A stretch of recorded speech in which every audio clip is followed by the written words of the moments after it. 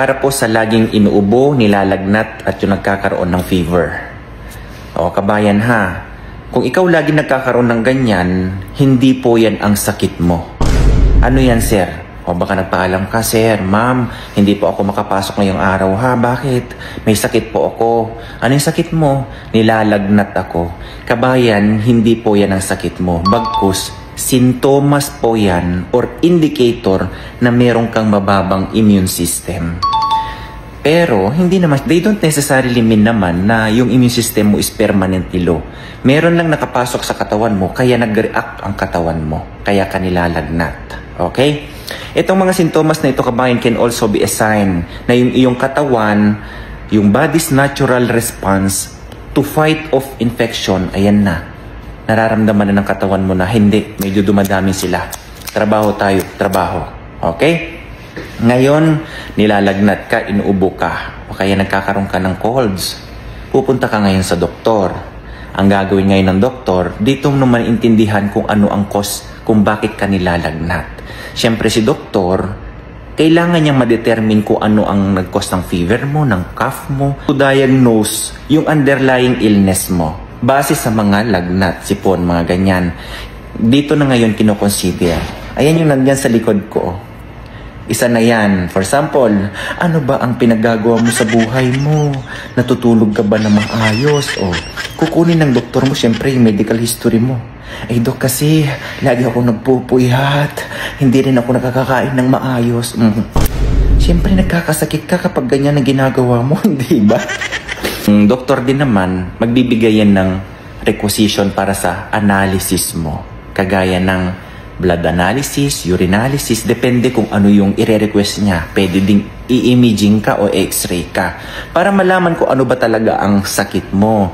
Kung bakit ka nilalagnat, bakit ka laging inuubo. Pero, base sa mga pag-aaral kabayan, kasi dito, kung nilalagnat ka, indicator kasi ito kabayan. Tingnan nyo to. For example, yung doktor nagbigay sa inyo ng analysis. Ito po ay complete blood count. Okay? For example, meron kang cough and colds. Usually kasi, caused by viral infection yan. Totoo. Your body's immune system, kabayan, responds by fighting the virus. Ngayon, yung symptoms like coughing, sneezing, runny nose, part of the process yan. Ngayon, kung ikaw naman nakakaroon ng fever o nilalagnat ka lagi, fever is also a sign that your body is fighting off an infection. Kapag yung katawan mo, na-detects niya na may threat, oy, may pumasok sa atin, kailangan nating sugpuin agad to. Siyempre, it raises your temperature to make it harder for the virus or the bacteria para dumami sila. Okay? Nakikita nyo ito. Ito po ay purong informasyon lang ha. Disclaimer, hindi po ito medical advice. Yung doktor mo nag-request ngayon sa'yo ng complete blood count. Malaki po ang itutulong nito kabayan.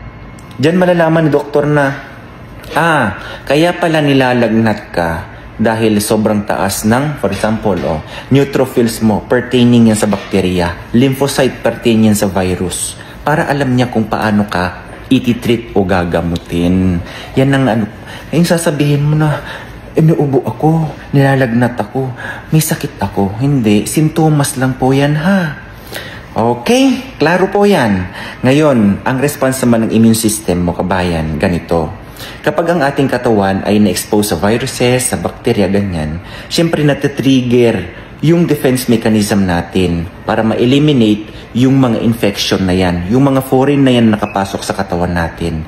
So, it involves various, for example, combination yan ng ating mga immune cells at yung chemical na nangyayari sa ating katawan, nag-work together yan to fight off yung nakapasok sa ating katawan. Diyan na ngayon yung kung ikaw o bacterial infection, magbibigay ngayon sa doktor kasi makikita niya dito sa complete blood count nyo Magbibigay na yan ng antibiotic. Mga ganon. Okay, uulitin ko ha. Kabayan, yung mga ubo, sipon, lagnat, hindi po yan sakit. Bagkus, sintomas po yan na merong infection na dumapo sa katawan o kalusugan mo. So, ang gagawin mo, kung ikaw wala kang ganang kumain, pilitin mo.